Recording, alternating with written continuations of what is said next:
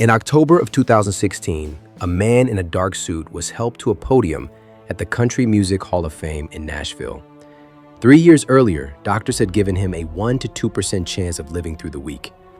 They had removed part of his skull. They had told his wife he would be bedridden for the rest of his life, and that he would almost certainly never speak again, let alone sing. The room went quiet, and then Randy Travis, the greatest baritone country music ever had, opened his mouth and sang Amazing Grace. Grown men wept. His wife stood beside him, holding his hand, and when it was over, she said the words that have followed him ever since. Randy stared death in the face, but death blinked. This is the story of the voice that saved country music, the night it was almost silenced forever, and the almost unbelievable way it came back. Because the ending of this story, the part happening right now in 2026, is something no one could have predicted. Stay with me. To understand what was nearly lost, you have to understand where that voice came from. Randy Bruce Trawick was born in May of 1959 in Marshville, North Carolina, a farm town outside Charlotte. His father loved Hank Williams and Lefty Frizzell and put a guitar in Randy's hands at 8 years old. By 10, Randy and his brother Ricky were performing as the Trawick Brothers. But both boys had a wild streak, and Randy's went dark early. He dropped out of school in the 9th grade. He ran away to Charlotte at 16. There were arrests, alcohol, trouble, more trouble. On his 17th birthday, he was arrested for public intoxication, facing possible prison time. His parents kept paying bail and showing up to court, but the road he was on had one destination. And then came the talent contest that changed everything. And here's the twist of fate almost nobody knows. Randy entered it with his brother as a duo. Partway through, Ricky was sent to a youth detention center. Randy had no choice but to continue alone. And singing solo, he was heard by the woman who owned the club, Lib Hatcher. She heard something in that teenage voice that no one else had bothered to hear. She gave him a regular singing spot. She gave him a job in the kitchen. And eventually, she bet her entire life on him, moving with him to Nashville around 1980 to chase a dream no one else believed in. Nashville said no, over and over. Randy worked as a short-order cook at a club called the Nashville Palace, flipping burgers in the back, then walking out front to sing. Every major label rejected him, and the reason they gave has become legendary. He was too country, too traditional. This was the early 80s, the era of pop country and urban cowboy glitz, and a plain-spoken baritone singing real country was considered a relic. It took a live album recorded right there at the Nashville Palace to finally change one label's mind. In 1985, Warner Brothers signed him, changed his name to Randy Travis, and released his first single, On the Other Hand. It flopped, peaked at number 67. But the label tried once more. A second single, 1982, cracked the top 10. So they did something almost unheard of. They re-released the flop. And the second time around, On the Other Hand, went all the way to number 1. What happened next was one of the most dominant runs in country music history. His debut album, Storms of Life, released in the summer of 1986, became the first debut album by a country artist ever to go multi-platinum, selling over 3 million copies. The kid who was too country didn't just succeed, he dragged the entire genre back to its roots, launching the neo-traditional movement that made way for Clint Black, Alan Jackson, and Garth Brooks. Brooks himself would later say, in effect, that Randy Travis saved country music. And his second album made the first one look small. Always and Forever sat at number 1 on the country albums chart for 43 consecutive weeks, breaking the all-time record, and sold 5 million copies. It carried Forever and Ever Amen, the wedding song standard that became his signature.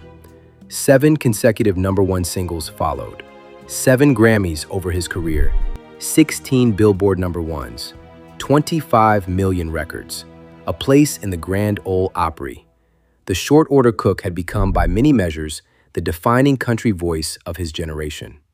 But if you think this story goes straight from triumph to tragedy, it doesn't. There's a fall before the fall. By the 2000s, the hits had slowed. In 2010, his 19-year marriage to Liv Hatcher, the woman who had discovered him, managed him, built him, ended in a painful divorce. And in 2012, the man who had once been country music's clean-cut gentleman came publicly apart. There were alcohol-related arrests that made national headlines, one of them so lurid it became a punchline. It was the lowest, most visible unraveling of his life, and he has owned it, honestly, in his own memoir. He was a man in free fall. There was one bright spot. He had reconnected with Mary Davis, a friend of nearly 30 years, and by early 2013, they were engaged. It should have been the beginning of the healing. Instead, in July of 2013, Randy Travis felt like he couldn't breathe. It started as what seemed like a chest infection, later traced, they believe, to a virus he picked up weeks earlier, filming in an old chemical storage building. Within days, both of his lungs filled with fluid, and in a Dallas hospital, Randy Travis flatlined. Doctors brought him back and put him on life support. He fell into a coma. And then, days later, when he woke, they discovered something they had missed while he lay unconscious. He had suffered a massive stroke. The critical treatment window was already gone. Surgeons removed part of his skull to relieve the swelling on his brain. Mary was told her fiancé had a 1% to 2% chance of survival, and she was asked more than once about ending life support. Her answer came from a single moment she has described ever since. Lying in his semi-coma, Randy squeezed her hand, and a tear rolled down his face. 1, then 2. She walked back to the doctors and said, "We're fighting this." The fight took almost 6 months in hospitals, 3 tracheostomies, 2 brain surgeries, 3 rounds of pneumonia. And when he finally came home in November 2013, the stroke had left him with a condition most people have never heard of: aphasia. The part of his brain that produces speech, reading, and writing was devastated. And here is the cruelest part, in his own written words. "I could understand what Mary said to me, but I could not respond in anything close to a sentence. I felt like I was trapped inside the shell of my body." He understood everything. The voice, that voice, just couldn't get out. And Randy's case is far from rare. Roughly 1 in 3 stroke survivors develops aphasia, yet most people have never heard the word, something Mary Travis has spent the last decade working to change. Doctors said whatever progress he made would stop after 6 months. Mary refused to believe it, and year after year, word by word, he kept proving them wrong, relearning to walk, to write, and incredibly, to sing a few bars. Which brings us back to that night in 2016 at the Hall of Fame and Amazing Grace. But the story wasn't finished, because in 2024, something happened that no one saw coming. Warner Music approached the Travises with an idea that sounded like science fiction. What if technology could give Randy his voice back? Using more than 40 of his original recordings, engineers trained an artificial intelligence on the one thing the stroke could never erase: the recorded sound of Randy Travis. A vocalist named James Dupree, who tours singing Randy's songs with his original band, laid down a guide track, and the technology transformed it into that unmistakable baritone. Randy approved every note. His wife was beside him, and in May of 2024, where that came from became the first new Randy Travis recording in over a decade.